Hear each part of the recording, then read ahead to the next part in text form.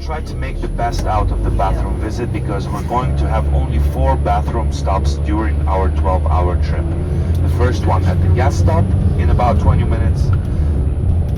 The second one at the checkpoint Dytiatky in 2 hours. Third one at the canteen at 1:30 p.m. And the fourth one will be back at the checkpoint at the end of our trip. If you have any questions whatsoever, please do not hesitate to ask me. And that might be the best communication. I'm going to give you a piece of paper with the rules inside the zone.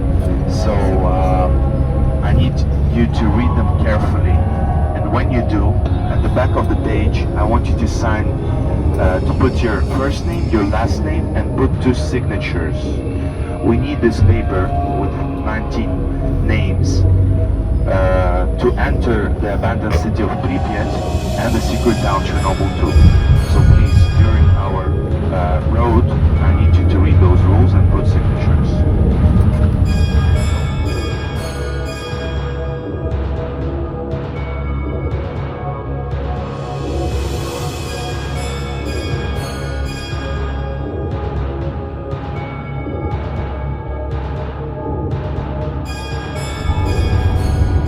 It's mainly divided into 2 parts, the 30-kilometer zone and the 10-kilometer zone. Right now we're in the 30-kilometer zone.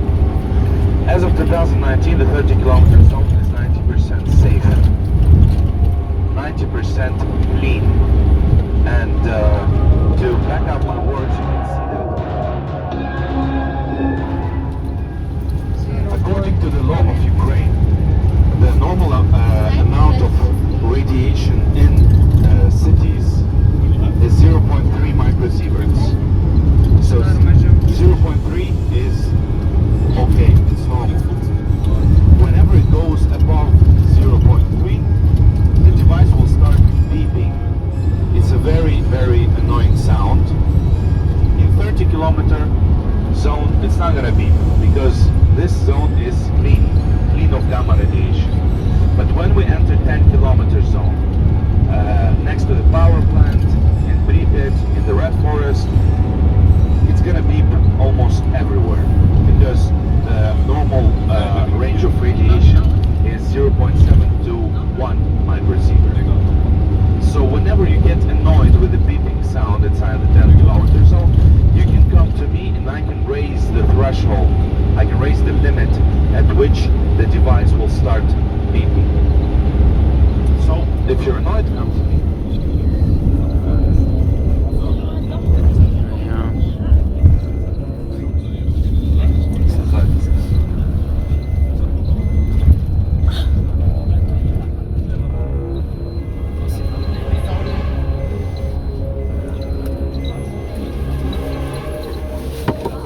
These 2 reactors are the second line of construction.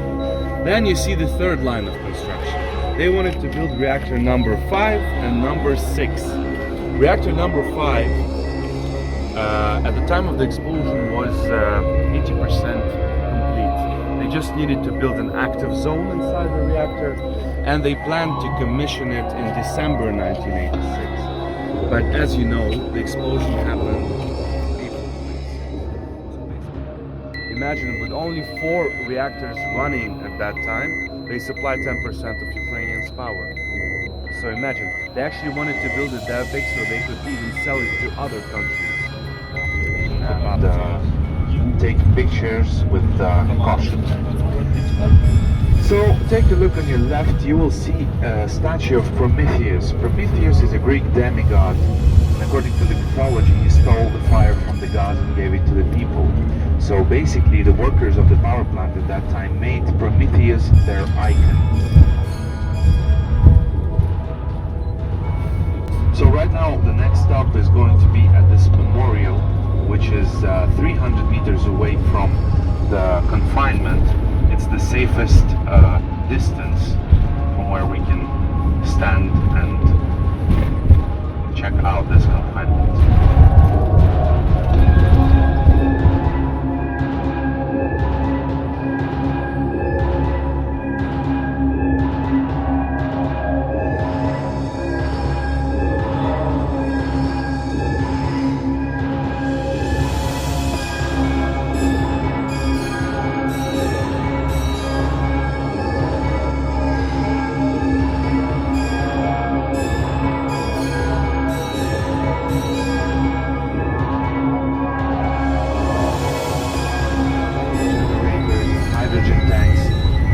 how many firewalls did they have in that machinery hall? 1 kilometer of machinery hall. 0 firewalls. 0, because, I mean, why spend money on the firewall, right?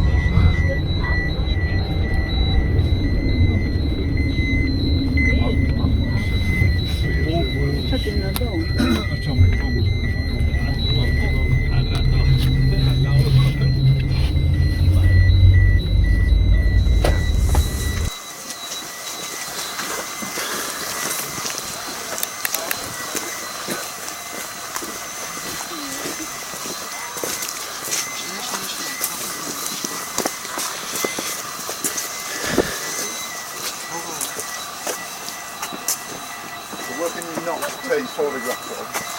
Well, that building, the small one, for example, those two these people are buildings, stood. huh? So those two soldiers are still. Yeah, and these like buildings. So this angle from the memorial to the confinement is the angle that you can take. Yeah. So my friends, after the explosion, not only there was a fire, there was also a meltdown. So they took out the firemen, but still reactor number 4 was releasing radiation every second, and and making the area more and more contaminated. So they had to stop it, right? And they had to stop it fast. So the government, they decided to build a sarcophagus on the remains of the reactor to cover it and prevent it from releasing radiation. But they had to do it very, very fast. So it took them only 206 days to build a sarcophagus. They built it the same year, in 1986 in November. So they used 400,000 of cubic meters of concrete solution and 7,000 tons of metallic constructions. And this is how it looked, the first sarcophagus.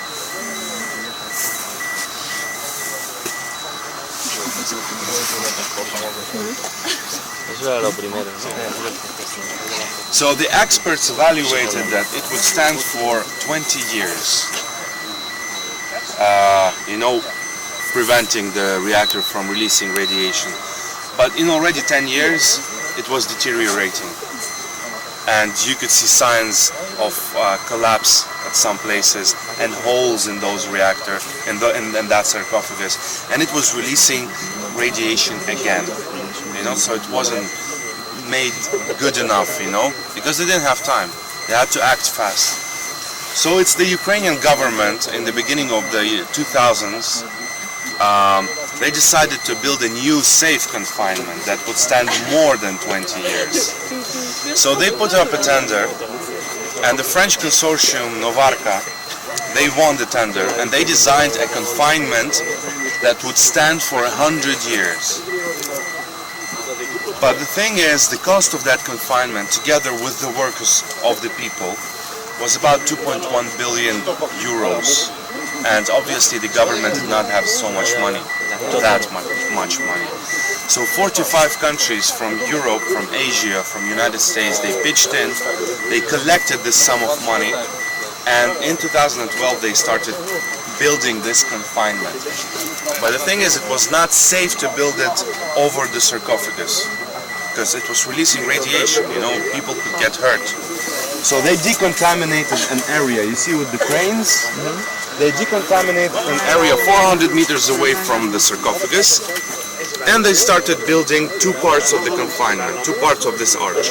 So they built it, assembled it, you see, and with the help of 1,000 hydraulic jacks and a concrete railway, they started rolling the confinement over the sarcophagus. The speed at which they were rolling was about 8 meters per 24 hours. So it was impossible for the human eye to see any change in one day. So there are speeded videos on YouTube to see how they did it. So it took them 2 weeks to roll the confinement over. And when they sealed it, the radiation levels here dropped by 5 times. So how much is it now? It's like 0, let's say 1. Yeah. Before they rolled it over, it was around 5 to 6 regular amount of radiation in this area. So they dropped, the levels dropped by 5 times, and after that, in a couple of months, they opened the doors for the tourists. in the beginning of the 2017 because it was safer to come here. Not safe, safer. Safe. So this confinement is supposed to stand for 100 years. Well, first of all, let's talk about the characteristics. The materials used, the material is very high quality stainless steel. Height is around 110 meters, like the Statue of Liberty in America. Length 165 meters, and the width is 257 meters. They built it so big so that not it could only cover the sarcophagus, but also have enough space inside so they could install cranes to dismantle the old sarcophagus. So by 2023 they should dismantle this one completely, you know, piece by piece, so it wouldn't collapse, you know, and raise the radioactive dust. So right now, all in all, 3,000 people are working inside the confinement. They all have different job descriptions, you know, and they're measuring the levels, they're dismantling the sarcophagus. And this thing is 36,000 tons. It's the biggest movable construction in the world right now. So it could withstand a 7-point earthquake on a Richter scale, and temperature range from -45 degrees Celsius to 45 degrees Celsius, which never happens here in Ukraine, thank God. So basically it's invincible, it's immortal, for 100 years at least. And until then, until those 100 years pass, they have to decide what to do with these radioactive masses inside the basement of the reactor number 4, because 90% of the nuclear fuel is still inside the remains of the reactor number 4. And this right here is called the elephant foot. It has a radiation level of 140 sieverts. Do you know the level of radiation the firemen were exposed to? 6 sieverts, and they died within weeks. This is 140 sieverts. This would kill the human being in 2 minutes. So right now there is no equipment, and we're not talking about people, God forbid. And there's no equipment that can deal with this amount of radiation. So they have 100 years to invent a new technology, or I don't know, figure something out, because this is a problem till now. So yeah, take your time, take some pictures. This is a memorial built for the 20th anniversary. It says to the heroes professionals, to those who saved the world from nuclear disaster. So take your time, my friend. When you're done.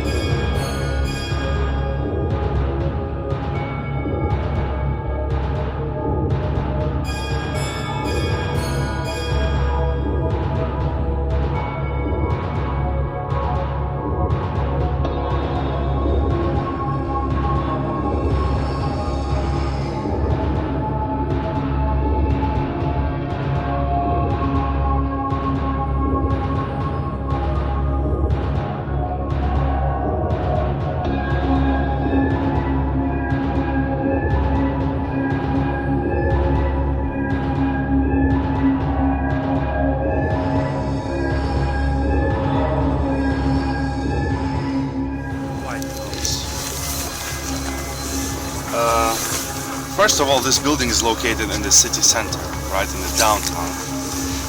All the top management, all the local communist leaders, you know, all the principals of schools, all the high rank people, they lived in this building because this building offered better and bigger apartments. So, like we say, this building was built for the most equal people. You know? Everybody was the same in the Soviet Union, equal, but these people were a bit more equal than others. So let's start our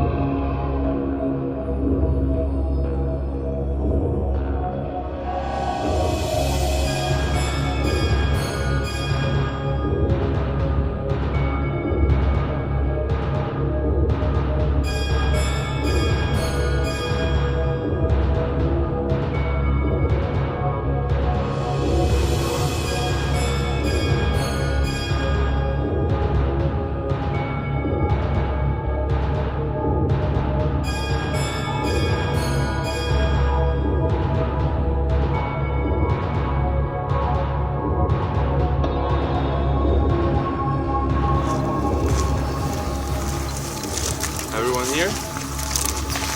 So my friends, this is, what do you think this is? Huh? Hotel, yeah. This is Hotel Polissya. Well, before the accident, it was a regular hotel. I mean, all the hotels, they serve the same purpose. But after the accident, this building, this hotel, was the headquarters of the state committee assigned to deal with the consequences of the Chernobyl accident under the presidency of Ligasov and Sherbina. So basically, and all the group of specialists and scientists. So basically, this is the place where people, that state committee, they slept, they drank, they ate, and they made all the important decisions of what to do next.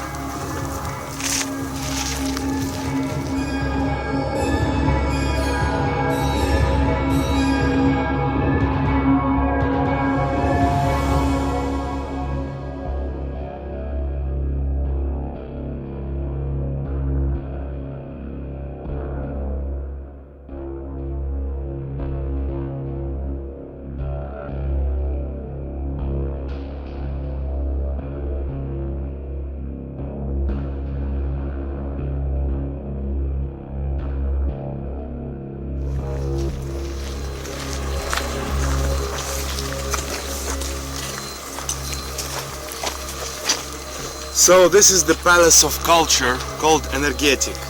Energetik in Russian means the man who generates power. So a palace of culture is a generic building that was built in every city in the former Soviet Union. So basically it's the center for extracurricular activities and education. So this palace of culture included a boxing section, a wrestling section, an art school, music school, dancing school like ballet dancing school.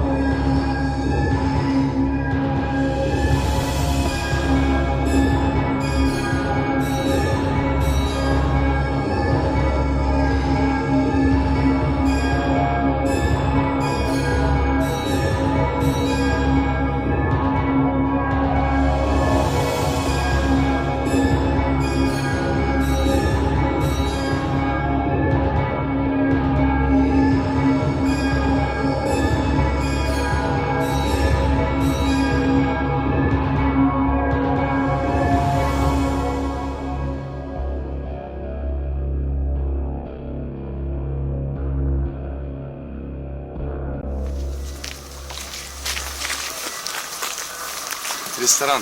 So my friends, this is a restaurant with a very original name. A restaurant.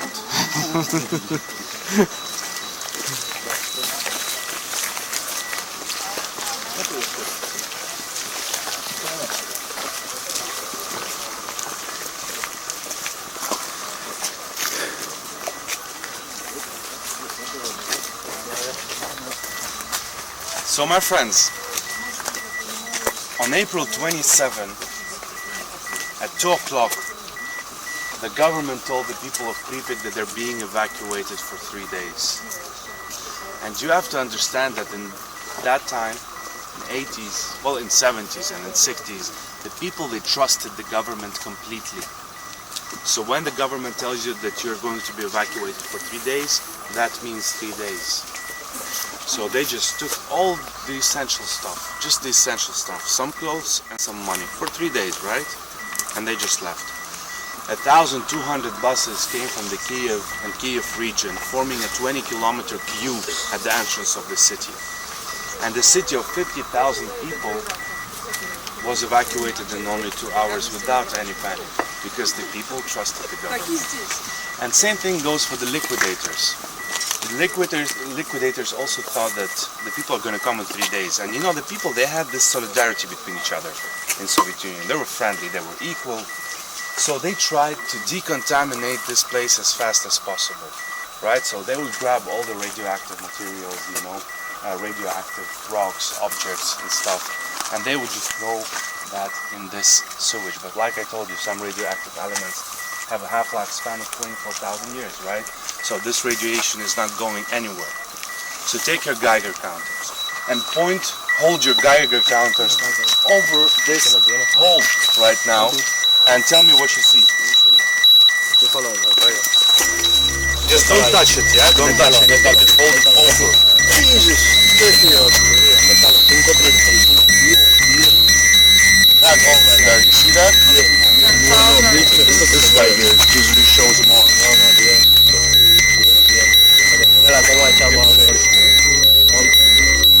A mí me da 6.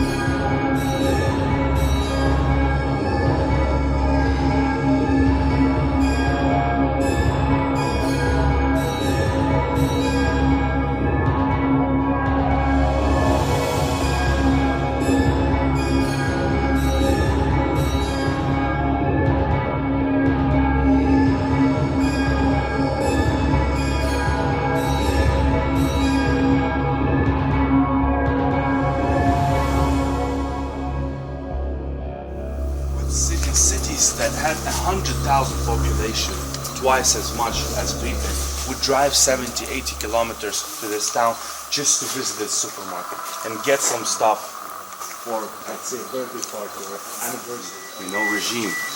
And this is one of the bad things about Soviet Union, that they had everything, but they just didn't want to supply the people with it. But Peter, like I told you, it was supposed to be the best, the richest city in the Soviet Union. This is why the people here who had everything. So let's go like the other group. So my friends, around Pripyat, you would see different paintings of different animals. This is not vandalism. These paintings are the only ones that are meant to be. This is a famous artist, Ukrainian artist, who drew these paintings of animals, wild animals around Pripyat. All these animals that you would see are the animals that live in the exclusion zone. Because 2/3 of this big piece of land, 2,600 square kilometers, is now natural reserve. Because when the people were evacuated, the nature got everything back. It restored itself in 33 years with the minimal influence of humans. Lots of wild animals came back and they bred, and there are a lot of them now. And we will walk around and you will see different animals like bears, like elks, deers, foxes, lynxes, wolves. So just keep in mind that this is something nice and good and meant to be.